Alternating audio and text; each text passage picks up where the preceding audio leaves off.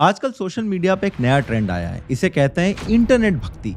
राधे राधे। तो आज रात्रि जब मैं कान्हा को वश बदल कर उनको सुला रही थी तो कान्हा सो ही नहीं रहे थे, बार बार उठे जा रहे थे। तो फिर मैंने कान्हा को बोला, कान्हा बहुत रात्रि हो गई है, सो जाओ। तो कान्हा फिर से उठ गए। फिर मैंने आराम से कान्हा को बैठाया और पूछा, अब आप मुझे बताओ, आप बार बार क्यों उठ रहे हो, सो क्यों नहीं रहे हो। तो कान्हा ने मुझसे कहा कि मुझे बहुत गर्मी लग रही है, मुझे कुछ ठंडा खिलाओ। अब अपने हाथों से कान्हा को लस्सी पिलाते, लस्सी पीते कान्हा की सब शरारतें खत्म हो जाती है। अब कान्हा को लाड प्यार करके सुला देते हैं। आस्था के नाम पर जिसका जो मन करता है वो करता है।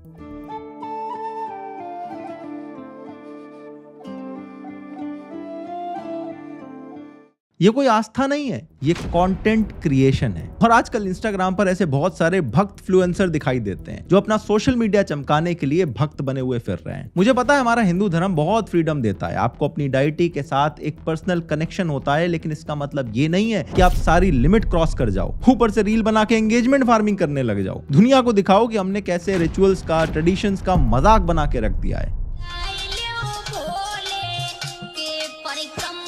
ऐसे आजकल कांवड़ लेके आने का एक ट्रेंड चल पड़ा है। हर साल कांवड़ यात्रा होती है और हर साल मुझे देखकर शर्म आती है कि लोगों ने एक ट्रेडिशन को कैसे एक वेकेशन बना दिया है। कांवड़ लाना बहुत श्रद्धा का काम होता है, लेकिन कुछ स्ट्रिक्ट नियम होते हैं जो कांवड़ियों को फॉलो करने होते हैं। ये देखो नियमों का कैसे पालन किया जा रहा है यहाँ पे। इस महापुरुष की भक्ति देखो, किसके नाम पे कांवड़ ला रहा है ये। कोई नेता की कांवड़ ला रहा है, कोई अपनी गर्लफ्रेंड के नाम पर। ऐसे इंटरनेट भक्त सिर्फ आम जनता नहीं बल्कि कई नेता भी बने हुए हैं जो पीआर के लिए दर्शन करते हैं और अलग अलग एंगल से फोटो खिंचवाते हैं। स्पेशल ऑप्स के नए सीजन में विलेन का एक बहुत अच्छा डायलॉग है, शायद आपने भी सुना होगा। ऐसे ही भारत में लोगों को धर्म का चूरन खिला खिला के अंधा बना दिया गया है कि सब अपने आप को सबसे बड़ा हिंदू प्रूव करने में लगे हुए हैं और इस चक्कर में सारी लिमिट क्रॉस कर रहे हैं। और अगर आप अपने धर्म से प्यार करते हो तो ऐसे फेक भक्तों को एक्सपोज करना आपकी नैतिक जिम्मेदारी बन जाती है। आराम से पूरा वीडियो देखना, इन सब को एक्सपोज करूंगा।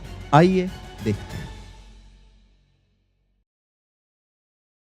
अभी सावन का महीना गया है और इसमें हर साल कांवड़ यात्रा निकलती है जिसमें लाखों शिव भक्त शामिल होते हैं। इन्हें कांवड़िया बोला जाता है। ये जो यात्रा होती है इसका चलन मोस्टली नॉर्थ इंडिया में रहता है। इस यात्रा में हर साल लाखों कांवड़िए कांवड़ लाते हैं, यानी हरिद्वार, गंगोत्री और गढ़मुक्तेश्वर जैसी पवित्र जगह से गंगा जल लाते हैं, पैदल चल के आते हैं और फिर शिवलिंग के ऊपर चढ़ाते हैं। कांवड़िया जो कंधे पे मटके से लेके चलते हैं जिसमें गंगा जल भरा होता है, इसी को कांवड़ बोला जाता है। ये यात्रा कई दिनों तक चलती है क्योंकि पैदल लाना होता है, इसीलिए लोग कई जगह कांवड़ियों के लिए विश्राम गृह बनवाते हैं जहां वो आराम करते हैं। लेकिन इस पूरी यात्रा में कांवड़ियों को कई रिस्ट्रिक्ट नियमों का पालन करना होता है, जैसे बोल बम भजनावली के हिसाब से कांवड़ियों को ब्रह्मचर्य का पालन करना होता है। इसके अलावा उन्हें नंगे पैर रहना होता है, तेल साबुन का इस्तेमाल नहीं कर सकते हैं, मन बहलाने के लिए कोई साधन साथ नहीं रख सकते हैं और किसी से भी झगड़ा नहीं कर सकते हैं। बहुत सालों तक कांवड़ यात्रा इसी तरह से चलती थी। 90s तक मोस्टली साधु लोग ही कांवड़ यात्रा करते थे। लेकिन आजकल के जो नए भक्त आए हैं, भक्त इन्फ्लुएंसर्स हैं, जिन्हें आप सिंपली बेरोजगार बोल सकते हो, देखो कैसे कैसे कांवड़ लेके आते हैं। पैर में शूज, ठुमके और एंटरटेनमेंट चल रहा है। देखो मैंने तो सुना था कि डाक कांवड़ भी नंगे पैर लाई जाती है। यहाँ तो रनिंग शूज और कैमरा टीम साथ में चलती है। कुछ लोग तो बस रील बनाने के लिए कांवड़ उठाते हैं और फिर बाद में उसे वहीं रोड पे छोड़ के चले जाते हैं। अगली वीडियो देख के तो शायद आपकी आंखों में आंसू आ जाएंगे।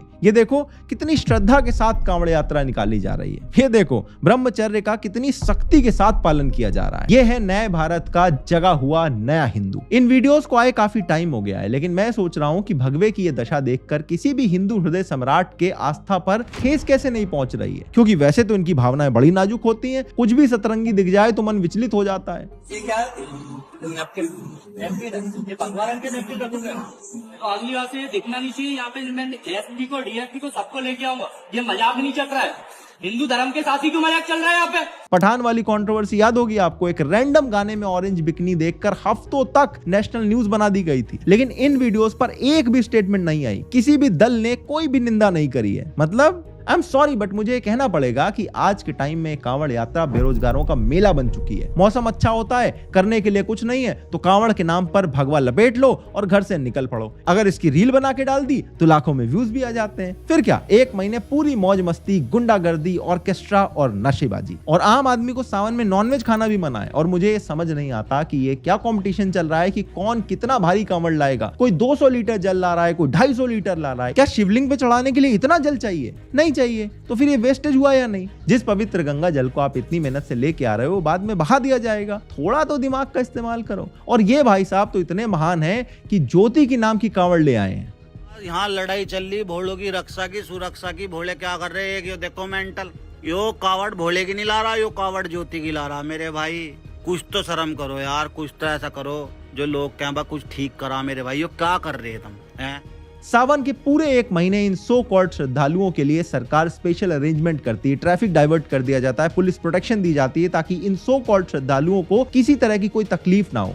और फिर भी अगर गलती से किसी की गाड़ी बाइक इनसे जरा सा टकरा जाए तो इनका प्रकोप झेलना पड़ता है। इन उच्च कोटि के साधुओं के सामने तो फौज की वर्दी की भी कोई इज्जत नहीं है। ये भी सब श्रद्धा के नाम पे ही हो रहा होगा। ये तो चलो एक महीने की बात हो गई। हमारे देश में श्रद्धा के नाम पर क्या क्या चल रहा है ये अब मैं आपको जरा डिटेल में दिखाता हूँ। लोगों ने तीर्थ को भी टूरिज्म बना के रख दिया है। ये देखो केदारनाथ धाम के सामने क्या क्या चल रहा है। ये जगह कोई डीजे चला के रील बनाने की है, डांस करने की है, डिस्को लाइट लगा के मंदिर को क्लब बना के रख दिया है। और ये कोई एक इंसिडेंट नहीं है। इन भक्तों को देख लो, मंदिर के सामने क्रिकेट खेल रहे हैं। इनसे कोई जरा पूछे कि ये लोग वहां करने क्या गए थे, दर्शन करने गए थे या क्रिकेट खेलने गए थे। कुछ प्लेसेस की एक सैंक्टिटी होती है, कुछ महत्व होता है, कोई माहौल होता है। नाचने गाने एंजॉय करने के लिए देश में जगह कम पड़ गई थी क्या जो मंदिरों में जाके सब करने लगे हो? ये सब हमें इसलिए देखना पड़ता है क्योंकि जो भीड़ आपको इन टेंपल्स में देखने को मिलती है ये श्रद्धा भाव से नहीं जा रहे हैं, ये घूमी घूमी करने जा रहे हैं। इन्हें अपने ट्रैवल की बकेट लिस्ट में एक टिक लगाना है। इन लोगों को इन टेंपल्स का क्या इंपॉर्टेंस है उससे कोई लेना देना नहीं है।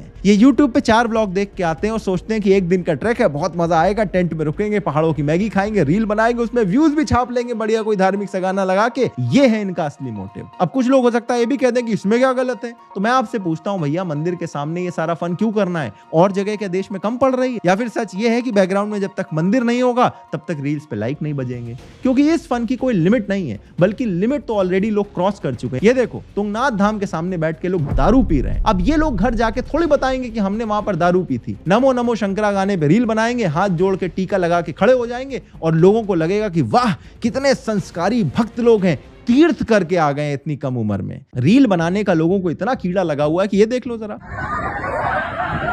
बद्रीनाथ धाम के बाहर ही लड़ाई लड़ रहे हैं। इसलिए मैंने कहा था कि मेजॉरिटी लोगों के लिए ये तीर्थ अब टूरिस्ट स्पॉट्स बन चुके हैं। हमारे देश में सिविक सेंस का इतना बुरा हाल है कि आपने देखा होगा जो बड़ी बड़ी बिल्डिंग्स होती हैं, पार्क्स होते हैं, मेन रोड पे किसी की प्रॉपर्टी है तो उसकी बाउंड्री पे वो भगवान की तस्वीरें लगा देता है ताकि कोई दीवार को गंदी ना करे, पेशाब ना करे, थूके ना, थोड़ा शर्म लिहाज कर दे। लेकिन कुछ लोग इतने गिरे हुए और घटिया हैं कि वहां पे भी अपनी हरकतों से बाज नहीं आते। और मैं इतना हार्श क्यों हो रहा हूं ये आप अगली क्लिप देख के समझ जाओगे। अगर इन लोगों में किसी का भी रिलीजन हिंदुइज्म के अलावा कुछ और निकल जाता तो उसके घर पे जाके बुलडोजर चल चुका होता। खैर अब इन घटिया लोगों का तो कुछ नहीं कर सकते, लेकिन अगर आपकी दीवार है और आप वहां पे भगवान की फोटो लगाते हो तो प्लीज ऐसा मत करो। ये लोग नहीं मानेंगे। इनका एक ही इलाज है, बेल्ट एंड रॉड इनिशिएटिव। अब चलो ये तो एक एक्सट्रीम हो गया, एक दूसरा एक्सट्रीम भी है जहां पर अल्ट्रा प्रो मैक्स भक्त आते हैं। इंडिया में धर्म के नाम पर व्यूज लेना, फॉलोअर इकट्ठे करना बड़ा आसान काम है। पहले जब नया नया सोशल मीडिया आया था तो लोग क्या करते थे, भगवान की फोटो डाल दी, पोस्ट में लिख दिया कि लाइक किए बिना स्क्रॉल मत करना, कमेंट में जय माता दी लिख दो वरना नहीं लिखा तो कुछ बुरा हो जाएगा। एंगेजमेंट लेने का ये सिंपल तरीका होता था। लेकिन आजकल लोग एंगेजमेंट लेने के लिए अपनी पूरी पर्सनैलिटी बना लेते हैं कि देखो मैं कितना बड़ा भक्त हूं, मैं तो कृष्णा की दासी हूं। और इंस्टाग्राम पर आपको ऐसे बहुत सारे लोग मिलेंगे। ऐसी रील्स आपने भी चलते फिरते देखी होंगी। और इन लोगों को मैं कहता हूं लड्डू गोपाल कल्ट। एक छोटा सा बच्चा जो अपनी डॉल के साथ खेलता हो और इन लोगों की रील्स में क्या आपको कोई डिफरेंस नजर आ रहा है? ये देख लो, मूर्ति को खिलौना बना के रख दिया है। पहले तो मुझे कोई ये बताए कि लड्डू गोपाल को रखने का ट्रेडिशन किसने शुरू किया। शास्त्रों में तो इसके बारे में ज्यादा कुछ लिखा नहीं है। इसका मतलब लोगों का ही बनाया हुआ एक नया ट्रेडिशन है। देखो मैं ऐसे बहुत लोगों को जानता हूं जो अपने घर में लड्डू गोपाल जी की मूर्ति रखते हैं, उनकी सेवा करते हैं। लेकिन मैंने नोटिस करा है ये मूर्ति को स्नान कराते हैं, भोग लगाते हैं, पूजा करते हैं, यहीं तक ही इनकी बात लिमिटेड रहती है। उतना ही अच्छा भी लगता है, आस्था दिखाई देती है। लेकिन ये जो ड्रामेबाजी चल रही है, रात में प्रसाद लगा तो बीवाले है ना जी। हाँ गए थे, भीख लगी है शायद मैंने ऐसा लगा।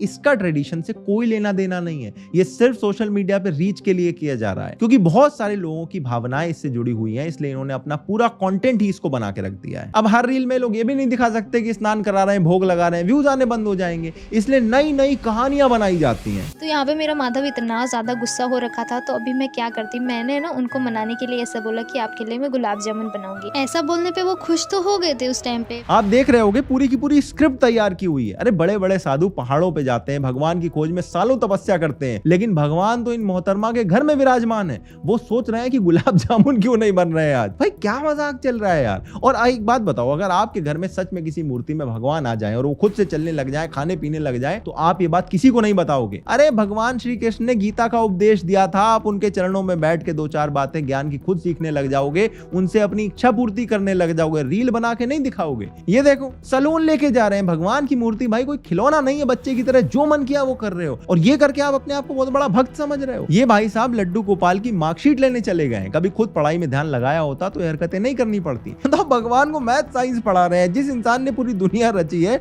उसको तुम उसमें नंबर दोगे। अरे भक्ति और नौटंकी में कोई डिफरेंस बचा है? दोनों मिला के एक कर दिए। मुझे पता है कि कुछ लोग कमेंट करेंगे, अरे सबका अपना तरीका होता है, डाइटी के साथ एक पर्सनल कनेक्शन होता है, लेकिन भैया यहाँ पे कोई भक्ति नहीं चल रही है, सिर्फ रीलबाजी चल रही है। यहाँ पे व्यूज और फॉलोअर्स का चक्कर है और कुछ भी नहीं है। ये भगवान का सिरे से अपमान किया जा रहा है। ऐसे लोगों की वजह से हिंदू धर्म का मजाक बनता है। ये कंटेंट वायरल होकर फॉरेनर्स तक पहुंचेगा, फिर सारे के सारे इंडियंस को सुपरस्टिशियस बोला जाएगा, पजीत बोला जाएगा, चढ़ाया जाएगा। वो कहेंगे देखो ये लोग भगवान का ऐसे मजाक बना के रखते हैं, ये किस तरह के घटिया लोग हैं। और ऐसे तो लोग हिंदू को अंधविश्वासी बोलने लगते हैं। फिर ऐसे नए जनरेशन के जो बच्चे हैं उनको लगता है कि दूसरे धर्म ज्यादा कूल है, हमारा धर्म बेकार है। चलो एक बार के लिए अगर मान लिया कि आपकी सच में आस्था है तो अपने घर पे ये सब काम करो, सोशल मीडिया पे डालने की क्या जरूरत है। ऐसे आपने देखा होगा कि क्रिश्चियन लोग भी सोशल मीडिया पे काफी पॉपुलर हैं। पंजाबी क्रिश्चियन गाने तो काफी टाइम से वायरल हैं, लेकिन आपने भोजपुरी क्रिश्चियन गाने शायद नहीं सुने होंगे।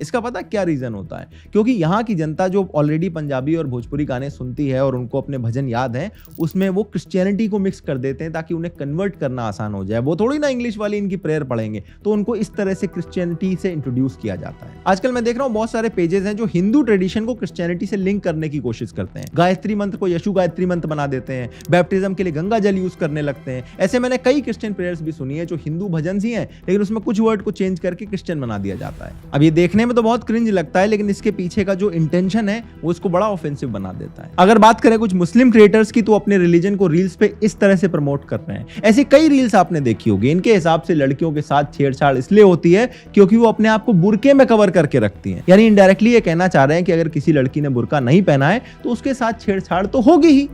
जो हिजाब और बुरके नहीं पहनती उनको रेस्पेक्ट और सेफ एनवायरनमेंट कैसे मिलेगा? ये तो है इनके लॉजिक। और अगर इस लॉजिक से देखा जाए तो जो सीसीटीवी में ये इंसिडेंट कैद हुआ है, इसको कैसे जस्टिफाई करोगे आप? देखो, इस वीडियो को बनाने का मेरा पर्पस किसी धर्म या कस्टम को क्वेश्चन करना नहीं था। मुझे पता है कि ऐसे बहुत सारे लोग हैं जो पूरे मन से बिना किसी दिखावे की मूर्ति सेवा करते हैं। मैं बस उन लोगों को कॉल आउट करना चाह रहा था जो सोशल मीडिया पे भक्त बने हुए हैं, अपने फॉलोअर बढ़ाने के लिए भगवान का एक सच्चा फॉलोअर होने का ढोंग कर रहे हैं और धर्म का इस्तेमाल करके सिर्फ और सिर्फ कुछ लाइक्स और व्यूज बटोरने के चक्कर में पड़े हुए हैं, जो धर्म को एक ट्रेंडी कंटेंट समझ के कूल दिखने की कोशिश करते हैं। कभी नोटिस करना, जितने लड़के रैंडम लड़कियों के कमेंट में गाली लिख रहे होते हैं, उनमें से आधों ने अपनी बायो में अपने धर्म से जुड़ी हुई कुछ ना कुछ बात लिखी होती है। इन लोगों ने अपनी पूरी पर्सनैलिटी यही बनाई होती है कि हम कितने बड़े भक्त हैं, कितने बड़े बिलीवर हैं। ऐसे लोगों को शर्म आनी चाहिए। दूसरा, मैं आजकल देखता हूं कि हिंदूज भी भगवानों के नाम पर आपस में लड़ने लगे हैं। ये वीडियो देखो,